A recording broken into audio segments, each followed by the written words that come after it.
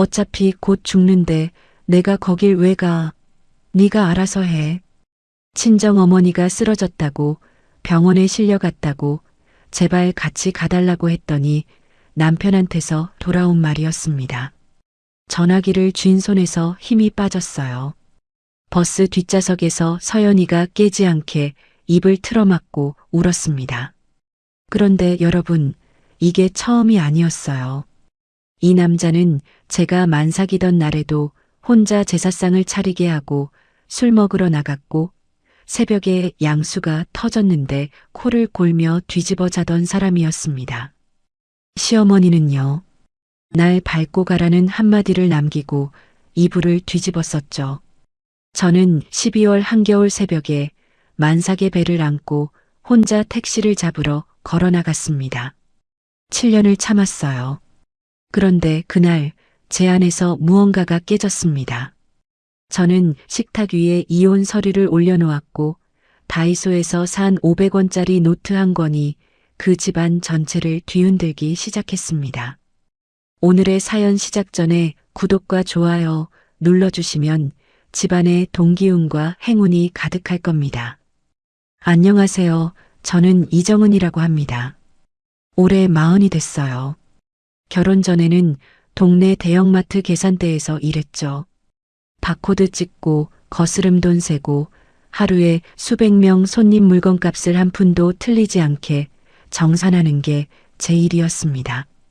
그때 몸에 밴 버릇이 있어요. 모든 숫자로 기록하는 겁니다.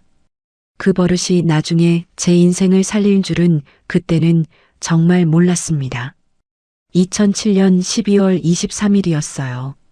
출산 예정일 이틀 전이었습니다. 저는 시댁 거실 작은 방에 누워서 배를 쓸어내리고 있었어요.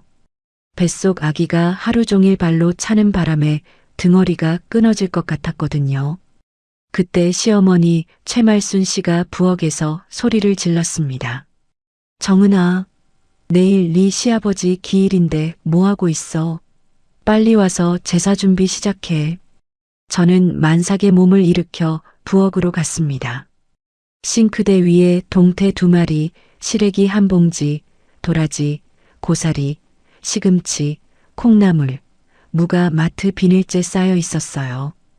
여러분, 그게 다 제 몫이었습니다. 큰 시누이 박정혜 씨는 허리 디스크가 도졌다고 못 온다 했고 작은 시누이 박미영 씨는 애가 장염이라 못 온다고 오전에 연락이 왔어요. 시어머니는 거실 소파에 앉아서 시아버지 영정 사진을 닦으며 이렇게 말했습니다. 며느리 하나는 부지런한 걸 들였어, 여보. 저것만 한 게 어디야. 사람이 어떻게 저런 말을 합니까? 출산 예정일 이틀 앞인 만삭 며느리를 두고요. 남편 박종수한테 전화를 걸었습니다. 종수는 이렇게 말했어요. 오늘 기일이니까 내가 제수용 술이라도 사올게. 금방 갈게. 그 금방이 언제 왔는지 아십니까? 자정이 넘어서였습니다. 현관에 구두를 아무렇게나 벗어던지는 소리가 나더니 술 냄새가 복도까지 확 밀려왔어요. 저는 그 사이 8시간을 혼자 부엌에 서 있었습니다. 만삭의 배를 싱크대 모서리에 기대고 동태 비늘을 긁었어요. 전을 붙이다가 기름이 튀어서 손등에 빨간 물집이 잡혔고 시래기를 삶느라 솥뚜껑을 열 때마다 뜨거운 김이 얼굴을 때렸습니다. 허리가 끊어질 것 같아서 수시로 쪼그려 앉았는데 뱃속 아기가 발로 차는 게 점점 세졌어요. 새벽 1시에 제사가 끝났고 12인분 상차림 설거지까지 마쳤습니다. 시어머니는 자기 방에 들어가면서 이 말만 했어요. 그릇 물기 잘 닦아놔. 물자국 남으면 다시 해야 해. 저는 작은 방에 기어 들어가서 겨우 눈을 감았습니다. 그런데 새벽 4시쯤 허리 아래로 따뜻한 물이 흐르는 느낌이 왔어요. 양수가 터진 겁니다. 심장이 덜컥 내려앉았죠. 시어머니 방문을 두드렸습니다. 어머니, 양수가 터진 것 같아요. 병원에 가야 할 것 같습니다. 시어머니는 눈도 제대로 안 뜨고 이불 속에서 말했습니다. 밤에 무슨 병원이야? 날 밟고 가. 종수를 깨우려고 흔들었습니다. 술에 취해서 꿈쩍도 안 했어요. 여러분, 제가 어떻게 했겠습니까? 새벽 4시 반에 혼자 현관문을 열고 나왔습니다. 12월 한겨울이었어요. 경기도 외곽 빌라 앞 골목에는 택시가 다닐 리가 없었죠. 만삭의 배를 안고 대로변까지 10분을 걸었습니다. 택시 승강장에서 15분을 기다렸어요. 양수가 계속 흘러서 다리 사이가 축축했고 찬바람에 이가 딱딱 부딪혔습니다. 겨우 잡은 택시 뒷좌석에서 아기가 나올 것 같은 통증이 밀려왔어요. 택시기사 아저씨가 백미러로 저를 보더니 놀라서 속도를 올려주셨습니다. 아침 7시 3.2kg의 딸 서연이를 낳았습니다. 분만대 위에서 천장 형광등을 올려다보며 종수한테 전화했어요. 안 받았습니다. 시어머니한테 전화했어요. 순산했으면 됐지 뭘 또 난리야. 간호사가 물었습니다. 보호자분 언제 오세요? 저는 아무 대답도 못했어요. 입을 벌렸는데 목소리가 안 나왔습니다. 오전 11시에 종수가 왔어요. 신생아실 유리창을 한번 들여다보고는 이렇게 말했습니다. 나았네. 고생했어. 나 엄마가 제사 뒷정리 도와달래서 가봐야 해. 30분도 안 돼서 돌아갔습니다. 시어머니는 이틀 뒤에야 빈손으로 병원에 왔어요. 신생아실 유리창 너머로 서연이를 한번 훑어보고 이렇게 말했습니다. 아들이었으면 좋았을 텐데. 다음엔 아들 낳아야지. 미역국 한 그릇 끓여주지 않고 돌아갔습니다. 같은 병실 옆 침대 산모 곁에는 친정어머니, 시어머니, 남편이 번갈아 와서 미역국을 데워주고 아기를 안아줬어요. 옆 침대 시어머니가 며느리 이마를 쓸어주는 걸 볼 때마다 저는 고개를 돌려 벽을 봤습니다. 제가 잘못한 건가요? 아들을 못 낳은 게 그렇게 큰 죄입니까? 퇴원날 병원 로비에 내려왔는데 마중 나온 사람이 아무도 없었습니다. 신생아 카시트도 없이 택시 뒷좌석에서 서연이를 가슴에 안고 시댁으로 돌아갔어요. 택시비 8,700원을 내는 손이 부들부들 떨렸습니다. 시댁 현관문을 열자 시어머니가 말했습니다. 방에 들어가서 쉬어. 그리고 내일부터 밥은 네가 해야 해. 나 무릎이 안 좋아서 부엌에 못 써. 작은 방에는 아기 이불 한 장 깔려 있지 않았어요. 제 이불 위에 서연이를 눕히고 기저귀를 갈았습니다. 종수는 퇴근 후 거실 TV 앞에 누워서 피곤해만 반복했고 서연이가 울어도 꿈쩍 안 했습니다.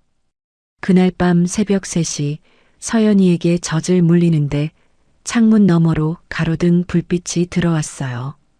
이 집에서 나와 서연이를 반겨주는 사람이 단 한 명도 없었습니다. 통장에는 23만 원이 전부였고 갈 곳도 없었어요. 저는 서연이의 작은 손가락을 잡고 속삭였습니다. 엄마가 잘 키울게. 그때는 그 말밖에 할 수 있는 게 없었습니다. 출산 열흘 만에 시어머니가 저를 불렀습니다. 정은아, 내 보약 다리는 건 네가 해야지. 새벽에 안 다려놓으면 약효가 떨어져. 한약방에서 지어온 녹용 달인물이었어요. 한 첩에 15만 원짜리를 시어머니 본인만 드셨습니다. 새벽 5시에 일어나 약탕기에 물 붓고 불 올리는 것부터 하루가 시작됐어요. 보약 다리고 서연이 분유 타고 시어머니 아침상 차리고 빨래 돌리고 저녁에 종수가 퇴근해서 밥상을 보면 젓가락을 내려놓고 한숨을 쉬었습니다. 반찬이 왜 이것밖에 없어? 여러분, 그 소리가 나오면 서연이를 등에 업고 다시 부엌에 서야 했습니다. 갓 태어난 아기를 포대기로 묶어서 등에 지고 프라이팬을 잡는 게 어떤 건지 아세요? 서연이가 등 뒤에서 칭얼거리면 프라이팬 기름이 손등에 튀어도 닦을 수가 없어요. 그냥 이를 악물고 계란을 뒤집는 겁니다. 종수의 월급은 280만 원이었습니다. 시댁 동거니까 그 안에서 전부 해결해야 했어요. 그런데 그 돈이 어디로 갔느냐? 시어머니 용돈이 매달 80만 원이었습니다. 어머니 용돈이요. 하면서 종수가 직접 봉투에 넣어드렸어요. 거기에 큰 시누이 박정희 씨가 시장에서 옷가게를 했는데 장사가 안 된다며 밀린 카드값을 달라고 했습니다. 한 번에 50만 원, 많을 때는 100만 원씩 빠져나갔어요. 그러면 집에 뭐가 남느냐? 80만 원에서 100만 원이었습니다. 여기서 쌀 사고, 반찬거리 사고, 공과금 내고, 분유값 12만 원, 기저귀 한 팩에 2만 원인데 일주일에 2팩이면 한 달에 기저귀 값만 16만 원이었어요. 다 빼고 나면 제 손에 남는 돈이 한 달에 2만 원, 많아야 3만 원이었습니다. 서연이 옷을 한 번도 새로 사주지 못했어요. 인터넷 육아 카페에서 나눔받은 중고 내복을 빨아 입혔습니다. 보풀 일어난 분홍색 내복 위에 서연이를 눕힐 때마다 가슴이 먹먹했어요. 서연이가 100일 지나고 저는 시어머니한테 조심스럽게 말했습니다. 어머니, 집 근처 마트에 계산원 자리가 났는데 나가서 일해도 될까요? 시어머니가 숟가락을 탁 내려놓았어요. 며느리가 밖에 나돌면 동네 사람들이 뭐라 하겠냐? 남들이 우리 집안 살림 못하는 줄 알겠다. 종수도 거들었습니다. 엄마 말이 맞아. 애 두고 밖에 나가면 그게 엄마냐? 진짜 어처구니가 없더라고요. 제가 밖에 나가서 돈을 벌겠다는 건 기저귀 값이라도 보태겠다는 건데 그게 그렇게 큰 잘못인가요? 저는 그날 이후로 바깥일 이야기를 다시 꺼내지 못했습니다. 명절이 돌아오면 지옥이 열렸어요. 추석에는 전 6종류, 나물 5가지, 갈비찜, 잡채, 식혜까지 12인분 상차림을 혼자 했습니다. 큰 시누이랑 작은 시누이는 거실에 앉아서 아이들이랑 TV를 봤어요. 작은 시누이가 웃으면서 이렇게 말했죠. 올케 음식 솜씨가 좋아서 다행이야. 우리가 하면 이 맛 안 나와. 3일 동안 잠을 못 잤습니다. 식사 시간에 상 나르고 국 데우느라 부엌이랑 거실을 오가다 보면 식구들이 다 먹고 일어난 뒤였어요. 저는 부엌에 서서 남은 반찬으로 밥을 먹었습니다. 식탁에 제자리가 놓인 적은 한 번도 없었어요. 서연이 돌잔치를 앞두고 150만 원이 필요했습니다. 종수한테 말했더니 이러더라고요. 돌잔치를 뭘 그렇게 크게 해. 집에서 미역국이나 끓여. 결국 친정어머니한테 전화를 걸었어요. 어머니 김옥순 씨는 재래시장에서 반찬 가게를 혼자 하시는 분이었습니다. 어머니는 한 달 매출에서 쪼개고 또 쪼갠 100만 원을 봉투에 넣어서 시내버스 2번 갈아타고 가져다 주셨어요. 돌잔치 당일 식당에서 시어머니가 친정어머니를 위아래로 훑어보더니 대뜸 이렇게 말했습니다. 반찬 가게 한다더니 손녀 돌잔치에 이것밖에 못 해줘요? 친정어머니는 갈라진 손으로 무릎 위 핸드백을 꽉 쥐고 고개를 숙였습니다. 어머니 눈가에 물기가 맺히는 게 보였어요. 저는 아무 말도 못했습니다. 그날 밤 어머니를 버스 정류장까지 배웅하면서 엄마 미안해라고 했더니 어머니가 제 등을 두드리며 말했어요. 네가 뭐가 미안하냐? 서연이 잘 키우면 돼. 결혼 2년 차부터 저는 다이소에서 500원짜리 노트를 하나 샀습니다. 거기에 시댁에 들어간 돈을 한 줄도 빠짐없이 적기 시작했어요. 시어머니 용돈 월 80만 원, 큰 시누이 카드값 대납, 명절 장보기비 회당 30만 원에서 45만 원, 작은 시누이 경조사비, 시어머니 보약 깐풍기 60만 원. 3년을 적었더니 금액이 약 3,200만 원이었습니다. 큰 시누이가 옷가게 적자를 메우겠다며 종수한테 300만 원을 또 빌려간 날, 저는 처음으로 입을 열었어요. 신우이한테 빌려준 돈이 벌써 800만 원이 넘는데 언제 받을 수 있어요? 종수가 밥상을 밀쳤습니다. 찌개 그릇이 흔들려서 국물이 쏟아졌어요. 네가 뭘 벌어왔다고 내 돈 가지고 이래라 저래라야. 서연이가 아빠 고함에 놀라서 울음을 터뜨렸습니다. 종수는 방문을 닫고 나가버렸어요. 그 무렵 작은 시누이 박미영 씨가 찾아왔습니다. 올케, 잠깐만 빌려줘. 다음 달에 바로 갚을게. 서연이 이름으로 들어놓은 어린이 적금이었어요. 월 10만 원씩 18개월 불입해서 약 180만 원이 모여 있었습니다. 시어머니가 옆에서 압박했어요. 가족끼리 그것도 못 빌려줘? 거절할 수가 없었습니다. 작은 시누이는 그 돈을 가져간 뒤로 한 번도 갚지 않았어요. 독촉하면 형편이 안 된다. 조금만 기다려만 반복했습니다. 결혼 5년 차 되던 2010년 초 설거지를 하다가 싱크대 위 작은 거울에 제 얼굴이 비쳤습니다. 결혼 전 55kg이던 몸무게가 47kg까지 빠져서 광대뼈가 툭 튀어나와 있었어요. 손은 기름하고 세제 때문에 갈라져서 밴드가 3개나 붙어 있었고요. 거실에서 서연이가 엄마 하고 부르는 소리가 들렸습니다. 고개를 돌리면서 생각했어요. 이 아이를 위해서라도 이대로 살면 안 된다. 그런데 통장에는 23만 원뿐이었습니다. 이 집을 나서려면 돈이 있어야 했어요. 2010년 10월 화요일 오후였습니다. 시댁 부엌에서 저녁 준비를 하고 있었어요. 물을 썰다가 낯선 번호로 전화가 왔습니다. 친정어머니 반찬가게 옆 생선집 사장님이었어요. 정은 씨, 어머님이 갑자기 한쪽 팔을 못 쓰시면서 쓰러지셨어. 119 불렀으니까 빨리 와. 칼을 놓은 손이 후들후들 떨렸습니다. 서연이를 안고 현관으로 뛰쳐나가려는데 시어머니가 거실에서 불러세웠어요. 어디가? 저녁 준비는? 어머니, 친정어머니가 쓰러지셨어요. 병원에 가야 합니다. 시어머니는 한참을 뜸을 들이더니 이렇게 말했습니다. 친정일에 매번 시댁 살림 빼먹으면 되겠냐? 저녁은 차려놓고 가. 여러분, 어머니가 쓰러졌다는데 저녁밥부터 차려놓고 가래요. 저는 가스 불위찌개 간만 맞춰놓고 서연이를 업고 나왔습니다. 시내버스를 타고 가면서 종수한테 전화를 걸었어요.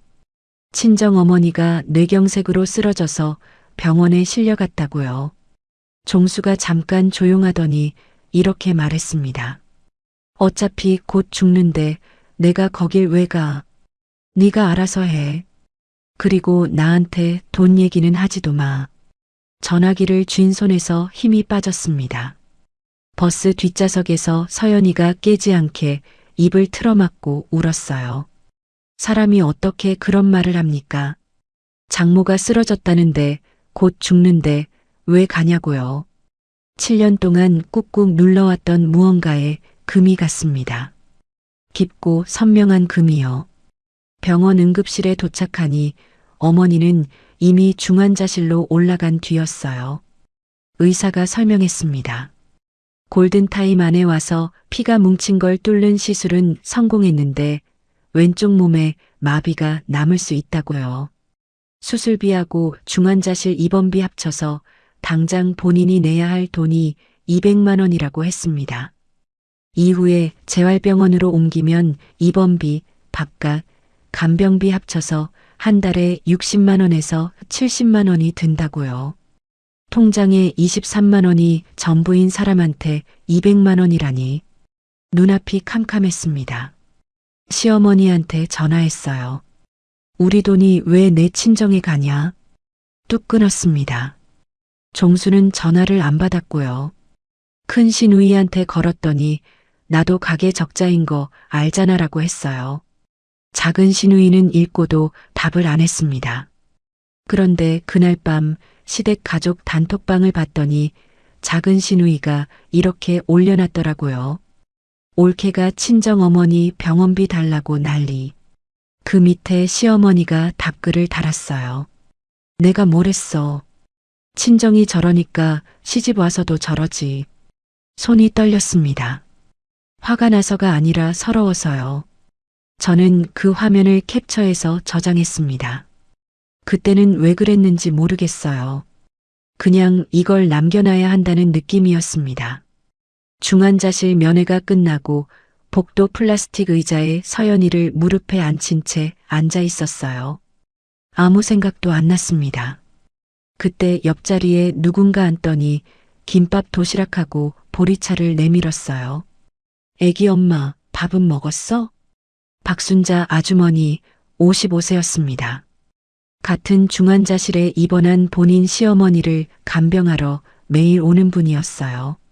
제가 아무것도 못 먹고 있는 걸 눈치챈 거죠. 이거라도 먹어. 보호자가 쓰러지면 환자는 누가 봐. 김밥 한 줄을 받아들었는데 손가락에 힘이 없어서 단무지가 톡 빠져 바닥에 떨어졌습니다. 그걸 줍는데 눈물이 뚝 떨어졌어요. 며칠간 병원을 오가면서 순자 아주머니랑 자연스럽게 이야기를 나누게 됐습니다. 아주머니는 친정어머니 반찬 가게가 있는 바로 그 재래시장에서 김밥집을 15년째 하고 있었어요.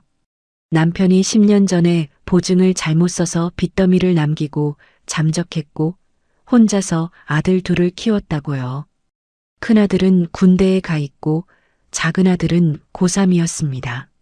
나도 내 나이 때 시어머니한테 온갖 구박 다 받으면서 이 악물고 김밥 말았어. 울기만 하면 아무것도 안 바뀌더라.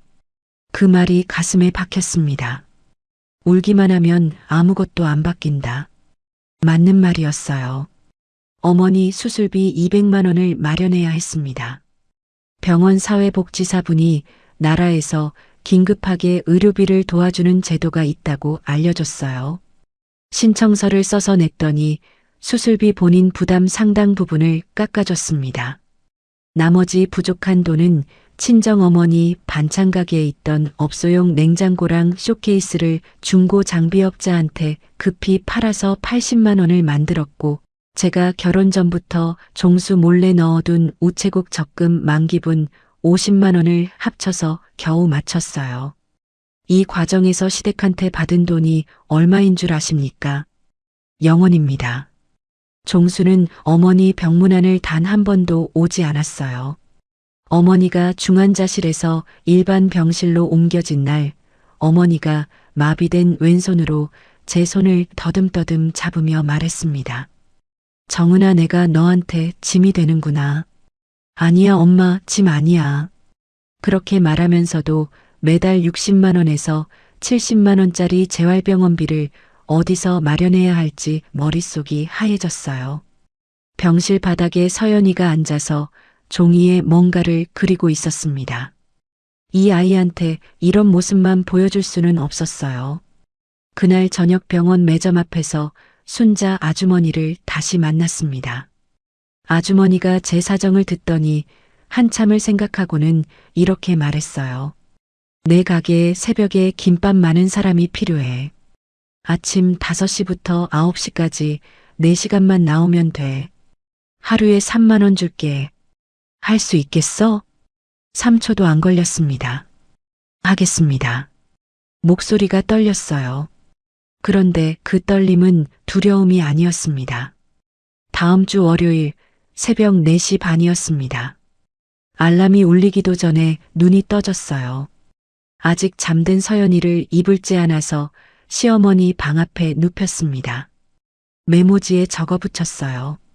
서연이 어린이집 차 올 때까지만 봐주세요. 아침 죽은 냄비에 데워놨습니다. 시어머니가 다음날 아침에 투덜거렸습니다.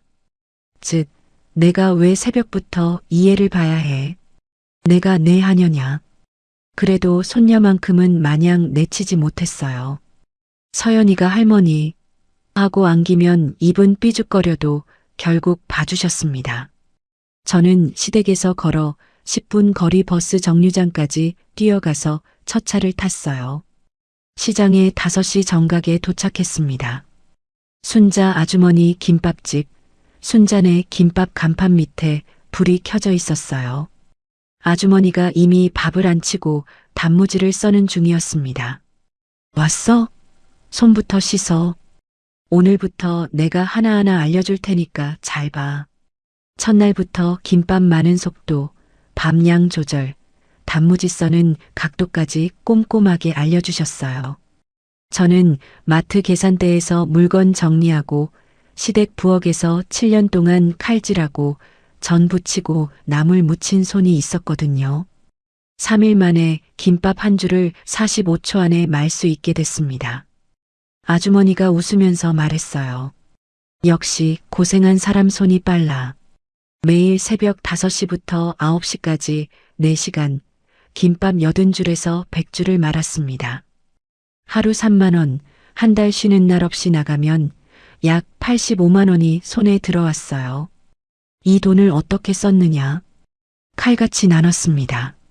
친정어머니 재활병원비 본인 부담금 월 60만 원을 최우선으로 넣었어요.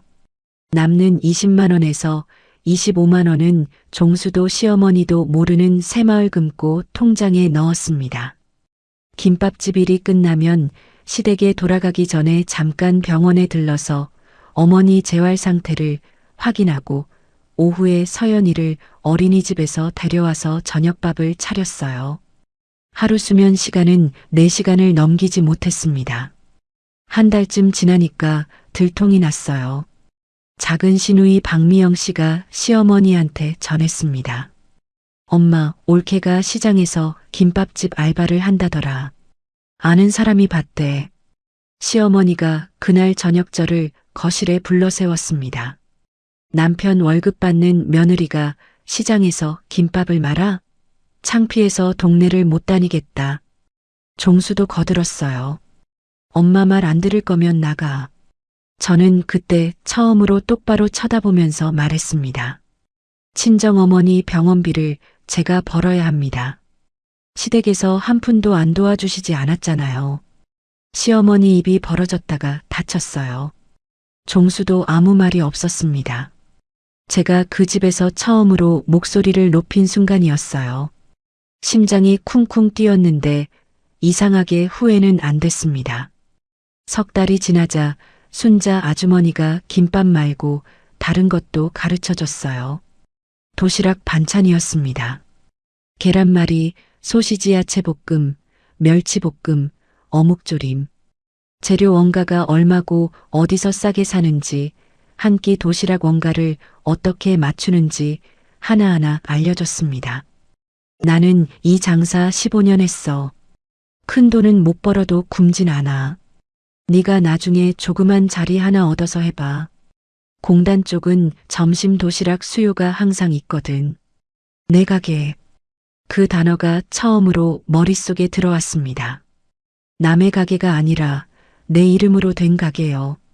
한편 시댁에서는 큰 시누이 박정희 씨의 옷가게가 결국 문을 닫았어요.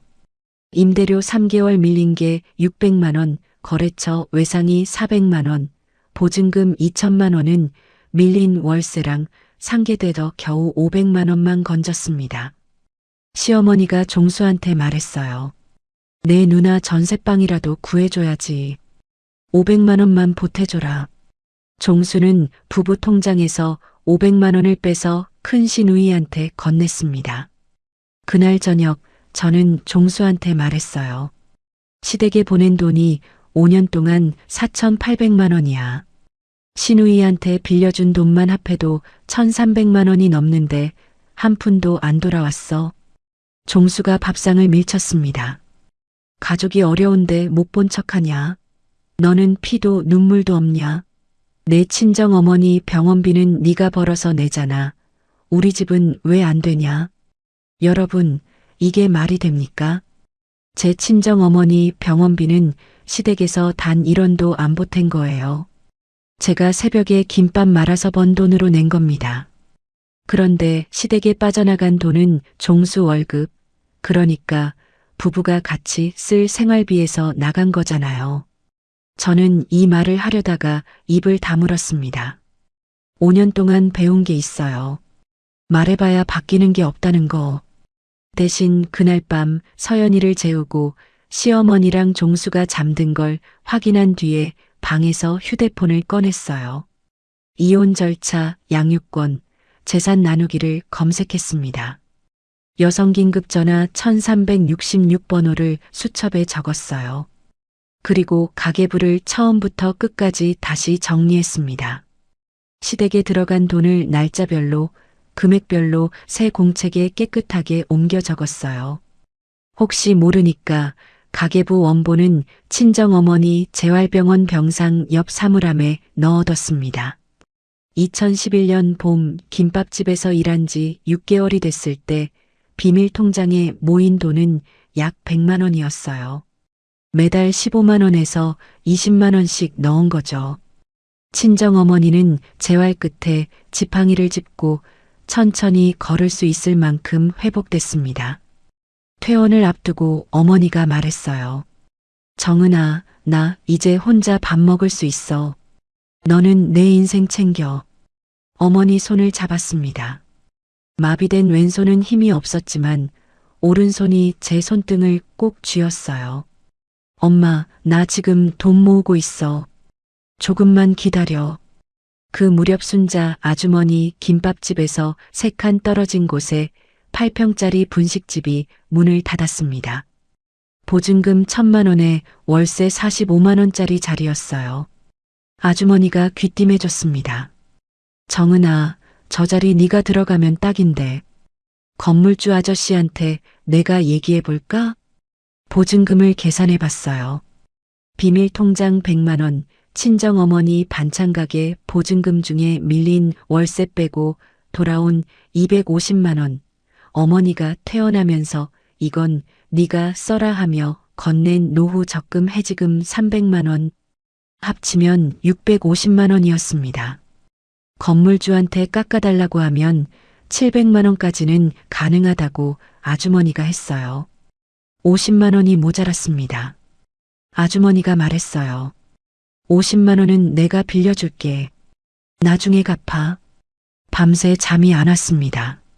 천장을 보면서 계산하고 또 계산했어요. 새벽에 결심했습니다. 해보자. 2012년 3월 시장 8평짜리 가게에 서연이네 도시락이라는 간판을 달았습니다. 간판이라고 하기도 민망했어요. 순자 아주머니 작은 아들이 컴퓨터로 디자인해서 출력소에서 뽑은 현수막이었습니다. 5만 원짜리요. 보증금 700만 원을 건물주한테 넣고 남은 돈으로 중고 업소용 밥솥 25만 원, 중고 가스레인지 18만 원, 중고 반찬 냉장고 35만 원, 김밥이랑 도시락 재료 천 매입비 40만 원을 마련했어요. 개업 첫날 손님은 딱 7명이었습니다. 매일 새벽 4시에 일어나서 시댁에서 시장까지 첫차 버스를 타고 갔어요. 밥 짓고 김밥 속재료 준비하고 6시 반부터 출근하는 공단 노동자들한테 김밥 2,500원, 도시락 4,500원을 팔았습니다. 처음 2달은 하루 매출이 8만 원에서 12만 원이었어요. 재료비랑 월세 빼면 남는 게 거의 없었습니다. 순자 아주머니가 자기 가게 단골 중에 공단 배달 루트를 알려줬고 공장 사무실에 도시락 전단지를 같이 돌려주셨어요. 그때부터 주문이 조금씩 늘었습니다. 석 달이 지나니까 근처 소규모 공장 3곳에서 점심 도시락을 매일 시켜 먹기 시작했어요. 한 곳에서 15개, 다른 곳에서 10개, 또 다른 곳에서 8개. 매일 33개가 고정으로 나갔습니다. 재료비를 아끼려고 새벽 경매시장까지 직접 가서 채소를 떼왔어요. 사람을 쓸 돈이 없으니 전부 제 몸으로 소화했고요. 하루 매출이 25만 원에서 30만 원, 한 달이면 350만 원에서 400만 원이었습니다. 재료비가 매출의 40%, 월세 45만 원, 공과금 15만 원, 포장재비 빼면 순수익이 100만 원에서 120만 원이었어요. 큰 돈이 아니란 거 압니다. 하지만 여러분, 내 이름으로 번 내 돈이었어요. 시어머니한테 허락받지 않아도 되는 돈, 종수한테 용도를 보고하지 않아도 되는 돈.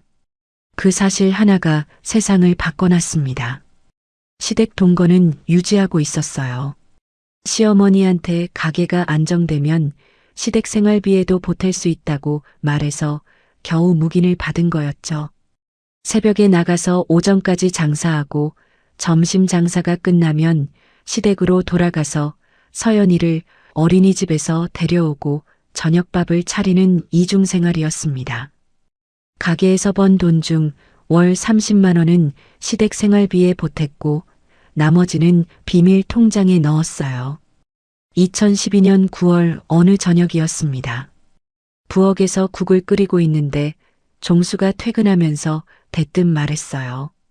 엄마가 큰 누나 원룸 보증금 300만 원 보태주래. 누나가 옷가게 폐업하고 나서 보증금도 날려서 갈 데가 없대. 국 끓이던 손을 멈췄습니다. 5년 동안 이 집에서 빠져나간 돈이 4,800만 원이에요. 시누이한테 빌려준 돈만 1,300만 원이 넘는데 한 푼도 안 돌아왔고요. 그런데 또 300만 원을 내놓으래요. 그 순간 전부 밀려왔습니다. 친정어머니가 쓰러졌을 때 곧 죽는데 왜 가냐던 그 목소리. 분만실에서 혼자 천장을 보며 울던 새벽 7시. 돌잔치에서 친정어머니 면전에 이것밖에 못 해줘요? 하던 시어머니 얼굴. 저는 가스불을 끄고 방으로 들어갔습니다. 옷장 깊숙이 넣어둔 서류 봉투를 꺼냈어요. 그 안에는 여성긴급전화 1366을 통해 연계받은 법률 상담에서 미리 준비해둔 이혼 서류가 있었습니다.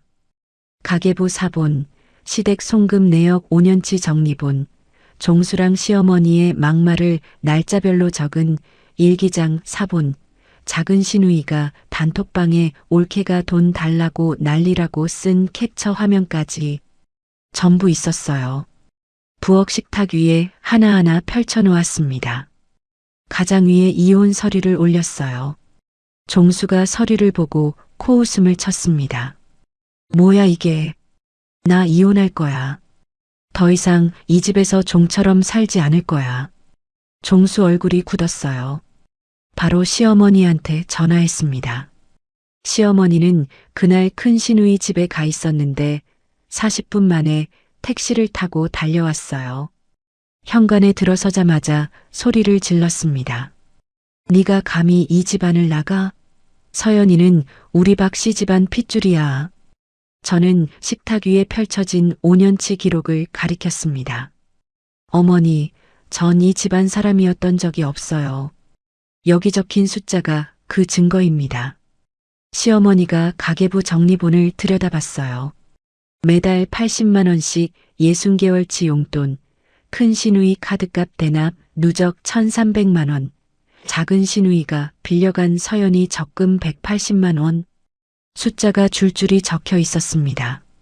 시어머니가 처음으로 말을 잃었어요. 종수도 당황했습니다. 자기가 벌어온 돈이 어디로 얼마나 갔는지를 한 번도 계산해 본 적이 없는 사람이었거든요. 이 돈 문제는 법적으로 갈 수도 있습니다. 저는 이미 법률 상담을 받았어요. 시어머니가 밤늦게까지 버텼습니다. 이혼하면 서연이는 두고 가. 양육권은 우리가 가져간다. 종수도 버텼어요. 이혼 안 해줄 거야. 꿈깨. 저는 서연이를 안고 그날 밤 시댁을 나왔습니다. 퇴원 후 시장 근처 월세 원룸에서 살고 있는 친정어머니 집으로 갔어요. 보증금 300만 원, 월세 25만 원짜리 12평 원룸이었습니다. 어머니, 나 서연이 셋이 이불을 깔고 나란히 누웠어요. 서연이가 불안한 눈으로 물었습니다.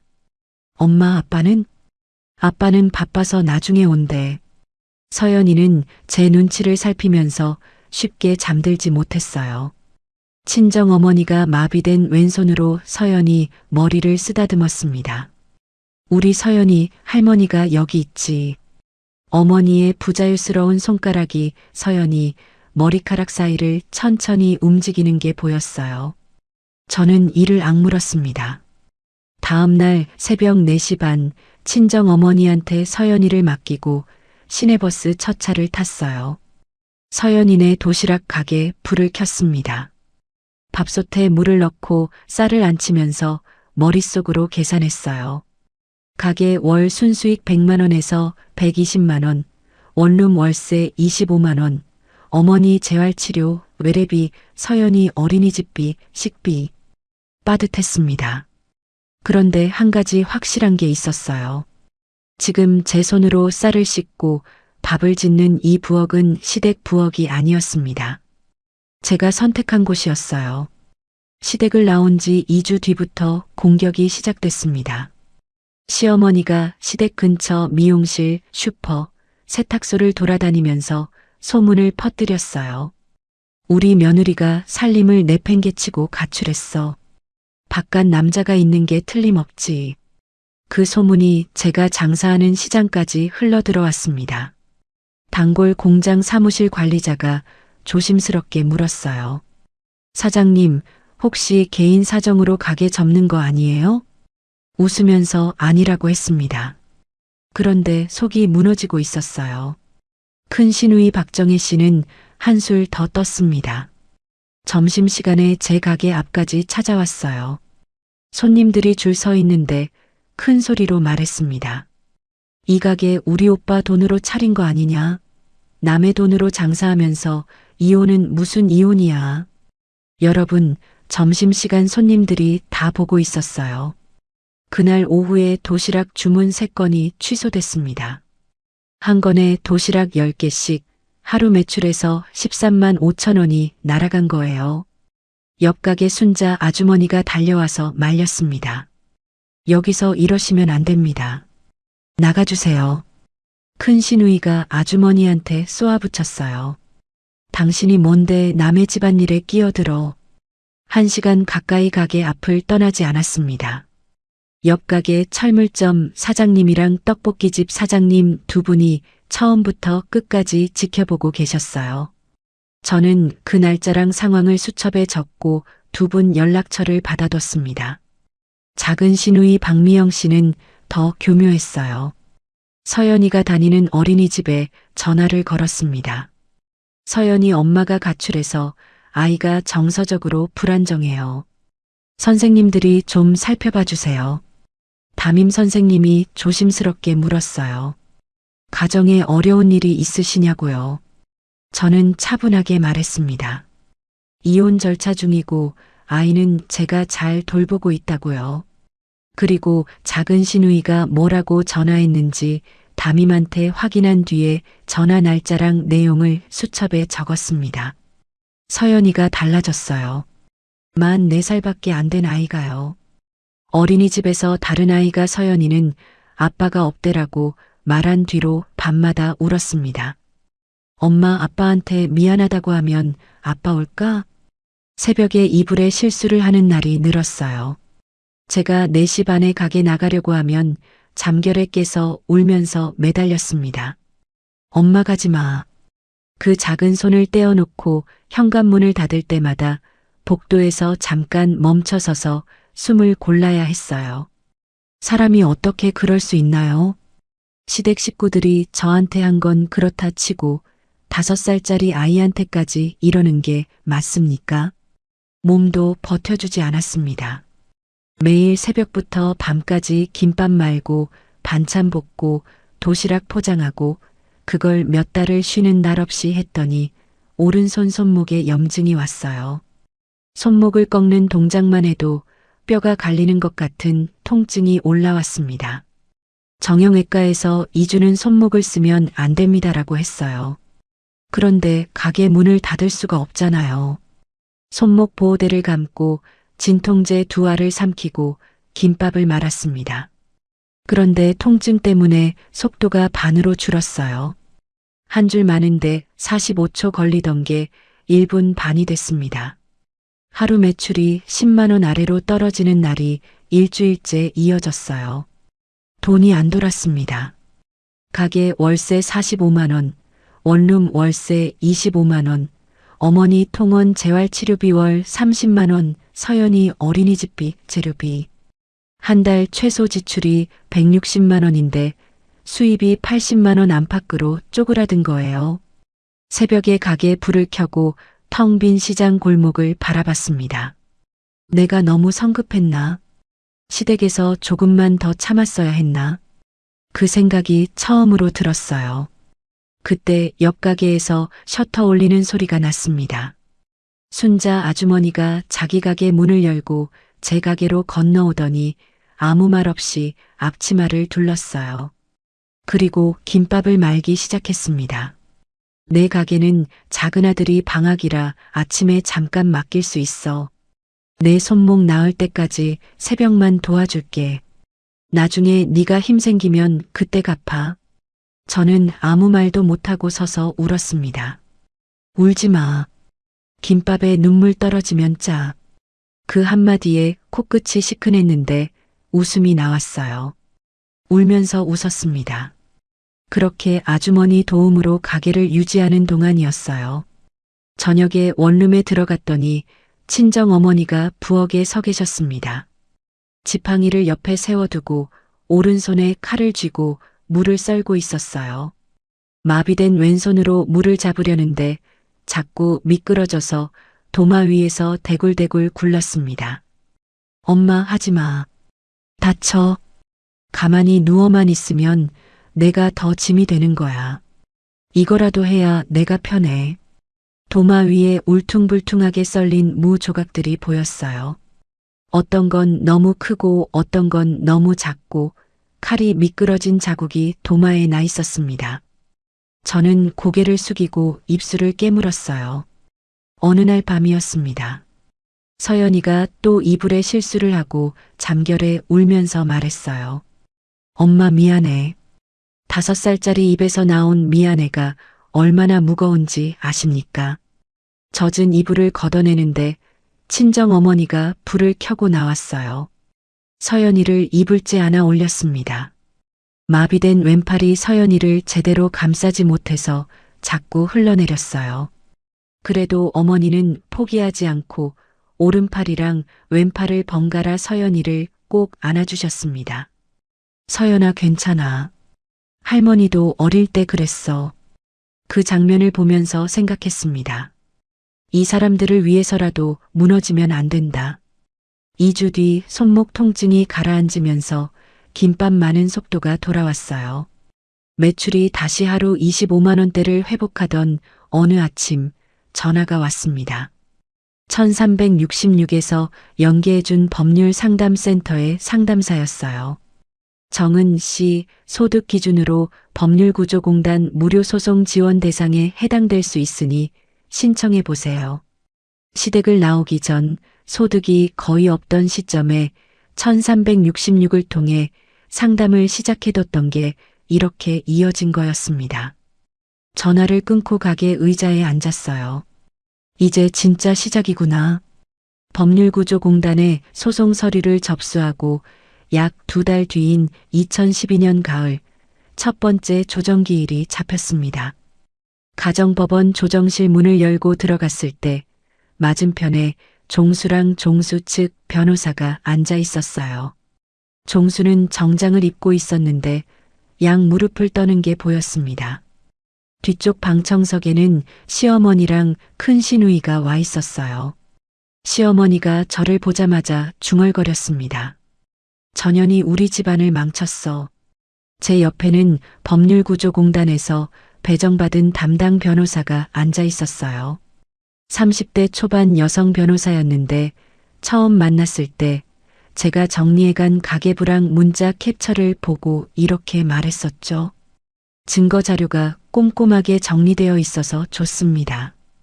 이 가계부랑 캡처가 핵심이 될 겁니다. 종수 측 변호사가 먼저 입을 열었습니다. 원고 이정은 씨가 가정을 내팽개치고 일방적으로 집을 나갔습니다. 혼인관계를 깨뜨린 책임은 원고에게 있습니다. 거기서 끝이 아니었어요. 원고가 운영하는 도시락 가게는 결혼 생활 중에 만든 재산이므로 나눠야 합니다. 저는 당황하지 않았습니다. 이렇게 나올 줄 알았거든요. 제 변호사가 준비한 자료를 조정위원한테 냈어요. 증거가 뭐였느냐? 하나하나 말씀드릴게요. 첫째, 결혼 2년 차부터 적은 가계부 원본이랑 새 공책에 날짜별로 옮겨 적은 정리본이었습니다. 5년 동안 시댁에 들어간 돈 총 4,800만 원이 빠짐없이 적혀 있었어요. 둘째, 시댁 가족 단톡방 캡처 47건이었습니다. 시어머니가 친정이 저러니까 시집 와서도 저러지라고 쓴 것, 작은 시누이가 올케가 돈 달라고 난리라고 올린 것, 전부 날짜 찍혀서 남아 있었어요. 셋째, 종수의 폭언이랑 시어머니의 막말을 날짜별로 적은 일기장이었습니다. 특히 친정어머니가 쓰러진 날 종수가 한 말, 어차피 곧 죽는데 내가 거길 왜 가라는 내용이 적혀 있었죠. 넷째, 출산 예정일 이틀 전에 만삭으로 혼자 제사를 준비하고 새벽에 택시를 타고 병원에 간 정황이었어요. 산부인과 출산 기록에 보호자란이 비어 있었고 입원 시각이랑 시아버지 기일 날짜를 대조하면 딱 맞았습니다. 다섯째, 큰 시누이가 가게 앞에서 행패를 부린 날 옆에서 처음부터 끝까지 지켜본 철물점 사장님이랑 떡볶이집 사장님이 써준 사실확인서였습니다. 조정위원이 자료를 넘기면서 표정이 달라졌어요. 종수 측한테 합의를 권했습니다. 그런데 종수가 버텼어요. 이혼은 동의하더라도 양육권은 양보할 수 없습니다. 시어머니가 방청석에서 소리를 질렀습니다. 서연이는 박씨 집안 핏줄이에요. 조정위원이 제지했어요. 1차 조정이 결렬됐고 한 달 뒤 2차 조정에서도 양육권 문제로 합의가 안 돼서 재판으로 넘어갔습니다. 재판이 진행되는 동안 법원에서 조사관을 보냈어요. 양쪽 양육 환경을 조사하는 분이었습니다. 조사관이 서연이한테 물었어요. 아빠랑 평소에 뭐 했어? 서연이가 한참을 생각하다가 대답했습니다. 아빠는 맨날 TV 봐요. 여러분, 그 조사 보고서가 법원에 올라갔어요. 종수가 서연이 어린이집 이름도 몰랐습니다. 담임 선생님 이름도 몰랐어요. 서연이가 좋아하는 반찬이 뭔지도 몰랐습니다. 반면에 저는 서연이가 태어난 날부터 5년 동안 모든 걸 해왔죠. 어린이집 출석부, 건강검진 기록, 예방접종 기록. 전부 제 이름으로 되어 있었어요. 2013년 11월 판결이 나왔습니다. 양육권은 저한테 왔어요. 위자료는 1,500만 원이 나왔는데 종수가 한꺼번에 낼 형편이 안 돼서 매달 50만 원씩 나눠받기로 합의했습니다. 서연이네 도시락 가게는 제가 친정어머니 보증금 반환분이랑 개인 저축으로 연 거라서 시댁 재산이 아니라는 판단이 나왔어요. 부부가 같이 모은 재산이라고 할 것도 없었습니다. 종수 통장에 120만 원, 적금 없음, 집 없음, 나눌 게 없었어요. 판결문을 받아들고 법원 계단에 앉았습니다. 한참을 아무 생각 없이 하늘을 올려다봤어요. 작은 시누이한테 빌려준 서연이 적금 180만 원은 제 변호사 조언대로 내용 증명을 보냈습니다. 내용 증명이라는 게 뭐냐면 빌려간 돈 갚으라는 공식 편지예요. 이게 법원을 통해 가는 거라 무게가 다릅니다. 작은 시누이가 이걸 받고 시어머니한테 울면서 전화했더니 시어머니가 이렇게 말했대요. 창피하니까 그냥 갚아라. 작은 시누이가 2달에 걸쳐서 180만 원을 제 통장에 넣었습니다. 5년 동안 빌려간 이자는 한 푼도 못 받았지만 돈이 돌아왔다는 사실 하나로 충분했어요. 이혼 뒤에 시댁 소식이 간간히 들려왔습니다. 같은 시장에서 장사하는 분들이 시댁 동네 사는 사람을 통해 전해주셨어요. 시어머니가 종수한테 이렇게 말했다더라고요. 네가 며느리 하나 잡아두지 못해서 이 꼴이 됐다. 종수가 받아쳤대요. 엄마가 맨날 구박하니까 나간 거 아니냐? 큰 시누이는 옷가게 폐업하고 시어머니 집에 얹혀 살게 됐는데 시어머니랑 매일 부딪혔고요. 작은 시누이는 엄마 부양은 오빠랑 큰언니가 해야지. 나는 시집간 사람이라면서 발을 뺐습니다. 종수는 혼자 시댁에서 시어머니랑 큰 시누이랑 셋이 사는데 아무도 밥을 안 해주니까 야근하고 와서 라면을 끓여 먹었대요. 시장 상인들 사이에서 양쪽 이야기가 퍼지면서 종수 회사 동네 사는 동료한테까지 흘러들어갔고 만삭 아내 혼자 두고 술 먹으러 간 남편이라는 소문에 종수는 그의 연말 승진에서 탈락했습니다. 7년 동안 정은이라는 사람 하나가 그 집을 지탱하고 있었다는 거, 시댁 식구들이 그걸 뒤늦게 깨달은 거예요. 판결문을 파일에 끼워 넣고 가계부 원본을 재활병원 사물함에서 집으로 가져온 날 밤이었습니다. 서연이가 잠든 옆에서 친정어머니가 물었어요. 정은아, 다 끝난 거냐? 응, 엄마, 끝났어. 어머니는 한참을 말이 없다가 이렇게 말했습니다. 고생했다, 우리 딸. 그 네 글자가 위자료 1,500만 원보다 무거웠어요. 양육권 판결문보다 무거웠습니다. 저는 어머니 옆에 누워서 소리 없이 울었어요. 7년 만에 처음으로 짊어진 짐을 내려놓은 사람의 울음이었습니다. 이혼 후 3년이 지난 2017년 봄이었습니다. 서연이네 도시락 가게는 8평에서 옆자리를 터서 12평이 됐어요. 옆 가게 할머니가 건강이 안 좋아서 문을 닫겠다고 했을 때 건물주한테 부탁해서 이어받았습니다. 단골 공장이 3곳에서 5곳으로 늘었고 하루 도시락 정기 주문만 55개였어요. 가게 방문 손님까지 합치면 하루 매출이 35만 원에서 40만 원, 한 달이면 900만 원에서 1000만 원이었습니다. 오전에 파트타임 아주머니를 한 명 고용했어요. 재료비, 인건비, 월세, 공과금 빼면 월 순수익이 200만 원에서 230만 원이었습니다. 재벌이 된 것도 아니고 대단한 사업가가 된 것도 아닙니다.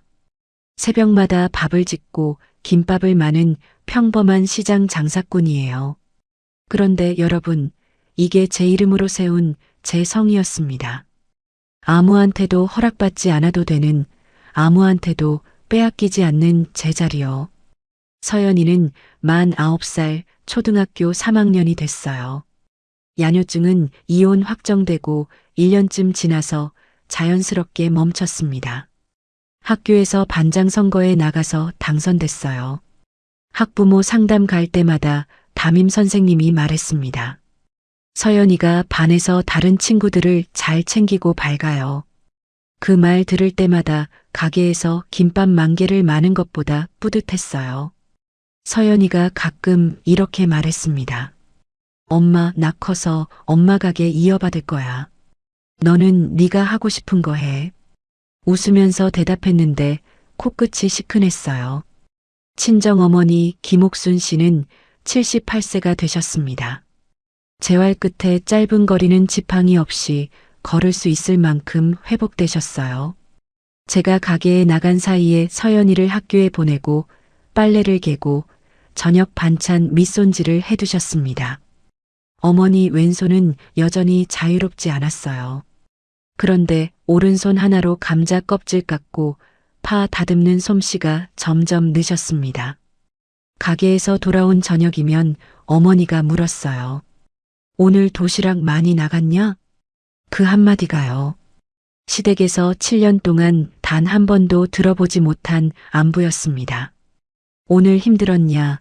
밥은 먹었냐? 그런 말 한마디를 7년 동안 못 들었어요. 어머니의 그 짧은 한마디가 하루의 피로를 녹였습니다. 순자 아주머니와는 나란히 시장에서 가게를 했어요. 아침마다 서로의 가게 앞을 빗자루로 쓸어줬습니다. 아주머니 큰아들은 제대하고 물류회사에 취직했고 작은아들은 전문대 졸업 후 자동차 정비소에 들어갔어요. 아주머니는 명절이면 서연이한테 세뱃돈을 쥐어주셨습니다. 가게 닫은 저녁에 시장 입구 분식집에서 둘이 어묵탕에 소주 한 잔을 나눴어요. 일주일에 한두 번이었는데 그게 제 유일한 여가이자 가장 편한 시간이었습니다. 개업할 때 빌린 100만 원은 진작 갚았는데 아주머니가 손을 저으셨어요. 그게 돈이냐? 됐어. 위자료 월 50만 원은 처음 8개월은 제때 들어왔습니다. 그 뒤로 밀리기 시작했어요. 종수한테 연락하면 돌아오는 말은 한결같았습니다. 형편이 어렵다. 기다려. 실제로 종수는 이혼 후에 시어머니 부양비랑 자기 생활비에 치여서 월급이 빠듯했대요. 저는 밀린 위자료를 독촉하다가 어느 순간 그만뒀습니다. 그 돈 받으려고 매달 종수한테 전화하는 게 제 일상을 과거에 묶어두는 것 같았거든요. 실제로 받은 위자료 총액은 1,500만 원 중 680만 원이었습니다. 나머지 820만 원은 못 받았어요. 그런데 그 돈 없이도 서연이를 키울 수 있는 사람이 돼 있었습니다. 시댁 소식은 같은 시장 상인들을 통해 간간히 들려왔어요. 시어머니가 무릎 인공관절 수술을 받았는데 간병해줄 사람이 없었대요. 큰 시누이한테 의지했더니 큰 시누이가 이렇게 말했다더라고요. 나도 일자리 구해야 하는데 엄마 간병까지 어떻게 해? 작은 시누이한테 떠넘기려 했더니 작은 시누이는 또 이랬대요. 나는 시집간 사람이야. 오빠랑 큰언니가 해. 셋이 전화할 때마다 싸웠고요. 종수는 야근하고 와서 시어머니 밥을 차리느라 주말에도 못 쉬었다더라고요. 7년 동안 정은이라는 사람 하나가 그 가족 전체를 떠받치고 있었다는 걸 시댁 식구들이 그제야 알게 된 겁니다. 어느 일요일 오후였어요. 가게 쉬는 날이라 서연이랑 친정 어머니랑 셋이 집 근처 공원에서 산책을 하고 있었습니다. 낯익은 번호로 전화가 왔어요. 시어머니였습니다. 받았더니 한참 동안 아무 소리가 없었어요. 그러다가 떨리는 목소리가 들렸습니다. 정은아. 제가 알던 목소리가 아니었어요. 거침없고 날카롭던 그 목소리가 아니라 늙고 쪼그라든 노인의 목소리였습니다.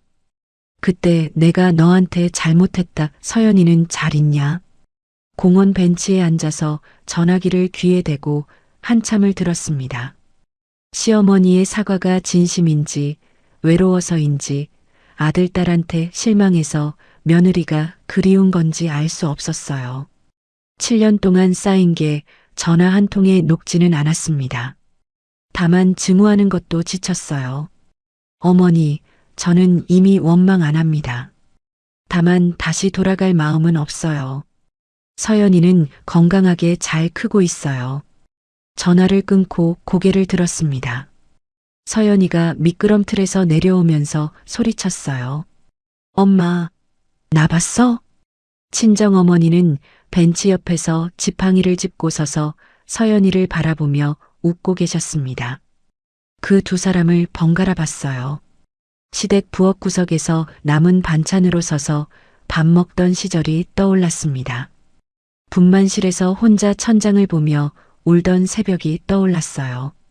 병원 복도에서 서연이를 무릎에 앉히고 오열하던 밤이 떠올랐습니다. 그 모든 시간이 지금 이 공원에서 웃고 있는 서연이한테로 이어진 길이라면 후회할 건 없었어요. 다음 날 새벽 5시 서연이네 도시락 가게 셔터를 올리고 불을 켰습니다. 밥솥에 물 넣고 쌀을 안치는 동안 창밖으로 시장 골목에 아침 해가 비치기 시작했어요. 옆 가게 순자 아주머니도 셔터를 올리면서 손을 흔들었습니다. 정은아, 왔어? 오늘도 힘내자. 앞치마를 묶고 도마 앞에 섰습니다. 오이를 집어들고 칼을 잡았어요. 이 작은 가게의 이 도마 앞이 제가 스스로 선택한 자리입니다. 이 새벽은 누구에게도 빼앗기지 않는 저만의 새벽이에요. 매일 아침 가게에 불을 켤 때마다 그걸 새삼 느낍니다. 여러분, 오늘 정은 씨의 이야기 잘 들으셨나요? 정은 씨의 이야기를 읽으면서 자꾸 한 장면에 멈추게 되더라고요. 새벽 4시 반 만삭의 배를 안고 대로변까지 혼자 걸어나가던 그 장면이요. 택시 한 대 안 잡히는 12월 한겨울에 옆에 사람 하나 없이요. 그런데 이분이 결국 해낸 건 대단한 이야기가 아니었습니다. 시장 8평짜리 가게에서 김밥을 말고 도시락을 싸는 아주 평범한 하루를 되찾은 거였어요. 다만 그 하루가 누군가한테 끌려가는 하루가 아니라 스스로 선택한 하루였다는 게 달랐죠. 이 사연을 읽으면서 한 가지 마음에 남는 게 있었습니다. 바로 다이소 500원짜리 노트 한 권이었습니다. 정은 씨는 그 노트에 날짜를 적고 금액을 적고 있었던 말을 적었어요. 아무도 몰랐습니다. 그런데 그게 7년 뒤에 법정에서 말을 하기 시작했어요. 참는 게 미덕이라고들 하죠. 그런데 정은 씨를 보면서 생각이 바뀌었습니다. 진짜 미덕은 참는 게 아니라 나를 지키는 거더라고요. 오늘 이 이야기가 누군가의 마음에 작은 불씨 하나라도 남았으면 좋겠습니다. 여러분의 새벽도 여러분의 것이길 바랍니다. 이야기를 끝까지 들어주신 분이 계시다면 잘 들었다고 댓글 하나만 남겨주세요.